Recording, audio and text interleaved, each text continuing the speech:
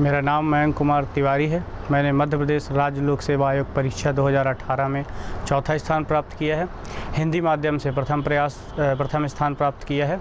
यह मेरा छठा प्रयास था, जिसमें प्रथम 5 प्रयासों में मेरा प्रारंभिक परीक्षा भी उत्तीर्ण नहीं कर पाया था, और ये छठे प्रयास में मेरा पहली बार प्रारंभिक परीक्षा उत्तीर्ण हुआ और पहली बार मैंने मुख्य परीक्षा दी और उस पर सफल होकर इंटरव्यू देकर मैं आज चौथे स्थान प्राप्त किया है।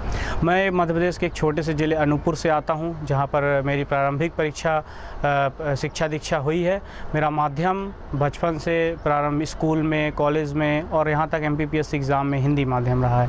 तो मैं अपनी इस कहानी के ज़रिए लोगों को यह संदेश देना चाहता हूँ कि संसाधनों के अभाव में, विपरीत परिस्थितियों में रहते हुए भी अगर आप में जज्बा है, अगर आप में जोश है, आप में कुछ कर गुजरने की शक्ति है या कुछ एक सोच रखते हैं आप, तो आप कर सकते हैं। संसाधनों की कमी एक रोड़ा ज़रूर बन सकती है आपकी सफलता में, लेकिन आपको सफल होने से वह बिल्कुल नहीं रोक सकती है। मैंने जो मध्य प्रदेश राज्य लोक सेवा आयोग की परीक्षा है हिंदी माध्यम से दी है, और सामान्यतः लोगों में एक भय का माहौल हुआ है कि हिंदी माध्यम में सफलता नहीं पाई जा सकती है, सफलता काफ़ी मुश्किल है। ऐसा बिल्कुल भी नहीं है। जो माध्यम होता है वह आपकी अभिव्यक्ति मात्र का माध्यम होता है, ना कि आपके ज्ञान का मापक। इसलिए मेरा मानना है कि हिंदी माध्यम से आप दीजिए। आप जिस भी माध्यम में सही महसूस करते हैं, कंफर्टेबल महसूस करते हैं, आप उस माध्यम में दीजिए। और हिंदी माध्यम को लेकर जो एक नकारात्मक भ्रांतियां फैली हुई हैं कि इसमें नंबर कम आते हैं या लिखने में ज़्यादा समय लगता है या एक प्रेजेंटेशन नहीं है, ऐसा कुछ भी नहीं है। हिंदी माध्यम की एक सबसे अच्छी चीज़ जो मुझे तैयारी के दौरान लगी है वह यह है कि यह हमारी एक मदर टंग है, और हम जो अपनी मातृभाषा में जो सोच सकते हैं वही हम बहुत अच्छे तरीके से लिख सकते हैं। तो मुझे लगता है अगर आपके अपने उत्तर को मौलिक बनाना है तो हिंदी माध्यम आपके लिए सबसे अच्छा विषय माध्यम रहेगा एग्ज़ाम देने का। और दूसरी चीज़, मुझे मुख्य परीक्षा में दूसरे सबसे ज़्यादा हाईएस्ट स्कोर मिला है। तो यह दर्शाता है कि राज्य लोक सेवा आयोग किसी भी प्रकार के माध्यम में कोई भी भेदभाव नहीं करता है, बल्कि उसका उद्देश्य सिर्फ और सिर्फ ज्ञान का परीक्षण करना है। एक बात और जो मैं आप लोगों से शेयर करना चाहता हूँ कि यह मेरा छठा प्रयास था और प्रथम 5 प्रयास में मेरी प्रारंभिक परीक्षा भी मैं उत्तीर्ण करने में असफल रहा। तो कई बार देखा गया है कि लोग एक टाइम लिमिट लेकर आते हैं कि मुझे 1 अटेम्प्ट देना है, 2 अटेम्प्ट देना है, 3 अटेम्प्ट देना है, इतने साल तैयारी करनी है, इतने साल में सिलेक्शन नहीं होगा तो मैं घर चला जाऊँगा। मेरा मानना ऐसा बिल्कुल नहीं है। अगर आपने एक लक्ष्य का निर्धारण कर लिया है तो फिर आपको समय की कोई सीमा नहीं होनी चाहिए।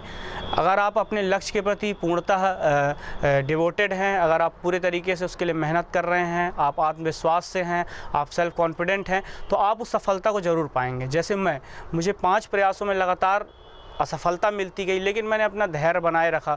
मुझे अपनी जो ड्रीम जॉब थी, जैसे मैंने उप पुलिस अधीक्षक पद का चयन किया है, तो मैं उस पद के लिए इतना पैशनेट था कि मुझे किसी भी प्रकार की असफलता रोक नहीं पाई और मैं आज आप लोगों के सामने हूँ। तो मेरा जो संदेश है आप लोगों को यह है कि आप लोग अपने एक लक्ष्य का निर्धारण करें और उस लक्ष्य की प्राप्ति के लिए तब तक कार्य करें जब तक वह लक्ष्य प्राप्त न हो जाए। लगातार 5 वर्षों में मैं असफल होने के बाद भी निरंतर प्रयास करता रहा। इसके पीछे एक बहुत बड़ा कारण है कि मेरा मानना था कि असफलता सिर्फ अस्थायी होती है, जबकि सफलता स्थायी होती है। सफल होने के लिए असफलता का जो दौर है उससे मैं गुजरा, उससे मैंने बहुत सारी चीज़ें सीखी। जैसे मैं उदाहरण के लिए आपको बताता हूँ कि जब मैंने प्रारंभिक परीक्षा मैं देता था तो पहले मेरी रणनीति ज़्यादा से ज़्यादा जो GS के विषय हैं उनको पढ़ने पे रहती थी। इस वजह से मैं असफल रहा। लेकिन जो ये मेरा प्रयास था, इसमें मैंने अपनी पिछली गलतियों से सबक सीखा और नई चीज़ों को मैंने ऐड किया अपनी तैयारी के दौरान। जैसे मैंने MP GK, कंप्यूटर्स, विविध और आपका STSC एक्ट्स, इन चीज़ों पे ज़्यादा से ज़्यादा फोकस किया, क्योंकि इन विषयों पर हम कम से कम पढ़ के ज़्यादा से ज़्यादा अंक ला सकते हैं। वहीं अगर हम तुलना करें हिस्ट्री, विज्ञान, ज्योग्राफी या इकोनॉमिक्स, पॉलिटी जैसे सब्जेक्टों से, यहाँ पर हमें पढ़ना ज़्यादा पड़ता है और यहाँ पर भूलने की संभावना भी फैक्ट की ज़्यादा रहती है।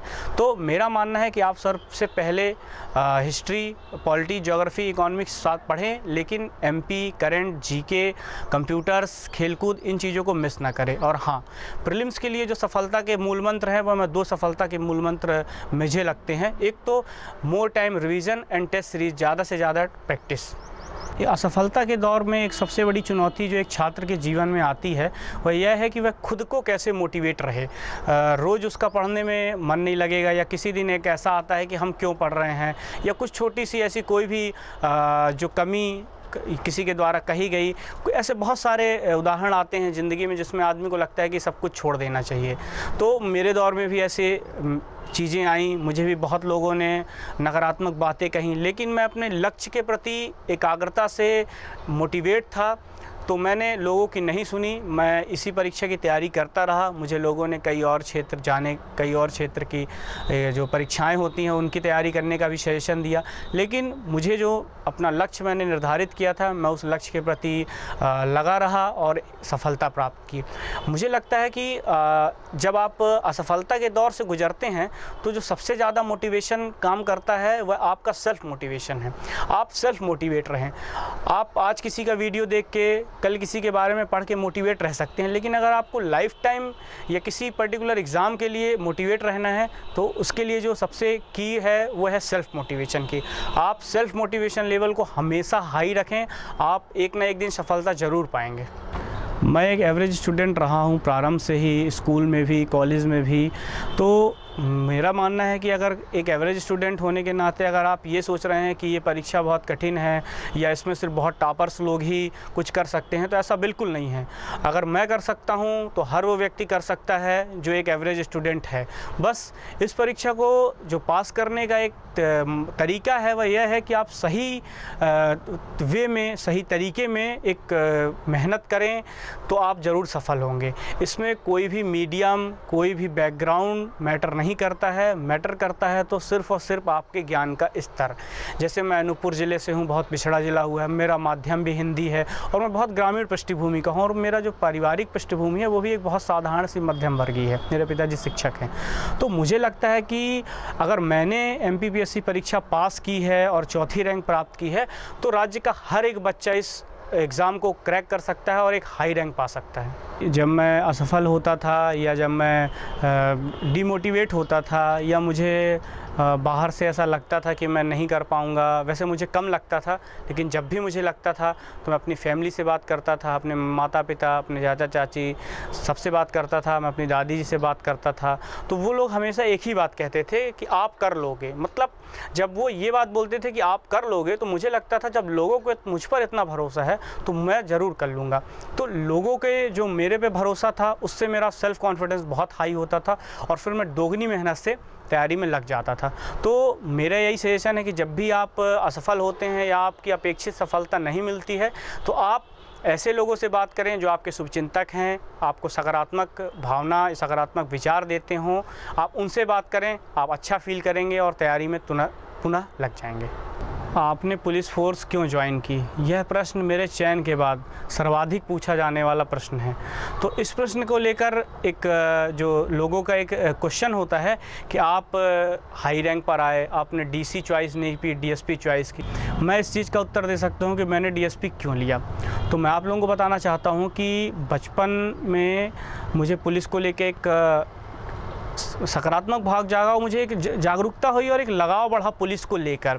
और धीरे धीरे जब मैं बड़ा हुआ, किशोर अवस्था में था, स्कूलिंग में था, तो हमारे यहाँ एक अनूपपुर ज़िले के एक बहुत ही फेमस SP आए थे, गौरव सिंह राजपूत। मैं उनसे काफ़ी प्रभावित था। मैंने देखा कि उनके आने से लोगों में एक बहुत ही सुरक्षा का माहौल आ गया था कि नहीं ठीक है, अब सब बहुत चीज़ें अच्छी हो गई हैं, ज़िले में सब कुछ बहुत अच्छा चल रहा है। तब से मुझे लगा कि अगर पुलिस में जाके ऐसा कुछ किया जाए जिससे लोग बहुत सुरक्षित महसूस किए तो क्यों ना। लोगों के पास सब कुछ है, समाज में वो खुश भी हैं, आर्थिक रूप से भी बहुत अच्छे हैं, लेकिन अगर वो सुरक्षित नहीं महसूस करते हैं तो एक गरिमापूर्ण जीवन के लिए सुरक्षा का एक भाव होना बहुत इम्पॉर्टेंट है। तो इन सब चीज़ों को लेते हुए मैं मोटिवेट हुआ और मैंने कॉलेज किया। उसके बाद जब मैं एग्ज़ाम में बैठा तो मेरा प्रारंभिक पहले अटेम्प्ट से ही ये तय था कि मैं DSP ही लूँगा। और जब मुझे मौका मिला साक्षात्कार में अपनी जो पोस्ट प्रेफरेंस भरने का, तो मैंने वो भरा और पुलिस सेवा में आकर मैंने कुछ अपने उद्देश्य या लक्ष्य निर्धारित किए हैं और मैं उन्हीं लक्ष्यों की पूर्ति के लिए कार्य करूंगा। जैसे मेरा सबसे जो प्राथमिक लक्ष्य है, जो पुलिस और जनता के मध्य एक संवाद का अभाव है, एक मतलब एक कॉन्फिडेंस का गैप है, उस चीज़ को मैं जल्दी से जल्दी पाटने का प्रयास करूंगा। अपने स्तर पे इसको ख़त्म करने का प्रयास करूंगा कि पुलिस और पब्लिक का जो एक डायलॉग है वो बहुत हेल्थी और बहुत बेफिक्र तरीके से होना चाहिए। दूसरी प्रायोरिटी एक एमपी, एक स्टेट के लिए है जो एक महिला अपराध में प्रथम स्थान पे है और अपराध सूची में दूसरे स्थान पर है। तो मुझे लगता है कि मध्य प्रदेश के विकास के लिए कोई सबसे अगर ज़रूरी चीज़ है तो वह है लॉ एंड ऑर्डर का मेंटेन होना, क्योंकि किसी भी राज्य में लॉ एंड ऑर्डर जितना अच्छा होता है उतना ही अच्छा इन्वेस्टमेंट आता है और वह राज्य उतना ही आगे आता है। तो मैं मध्य प्रदेश राज्य की सेवा लॉ एंड ऑर्डर मेंटेन करने के रूप में करना चाहूँगा। और अंतिम जो एक चीज़ मेरा विचार है कि किसी भी समाज और किसी भी राज्य के विकास के लिए लॉ एंड ऑर्डर होना बहुत अच्छा है, बहुत ही अनिवार्य बात है। और मैं पुलिस सेवा में आकर पुलिस फोर्स की जो कार्यप्रणाली है उसके अंतर्गत रहते हुए राज्य में लॉ एंड ऑर्डर को मेंटेन करने का प्रयास करूंगा। यही सब जो विचार थे, यही सब लक्ष्य हैं मेरे पुलिस सेवा में आने के। और यूनिफॉर्म को लेके मुझे चाम रहा है, यह भी एक बहुत कारण है कि मैं पुलिस सेवा में आया।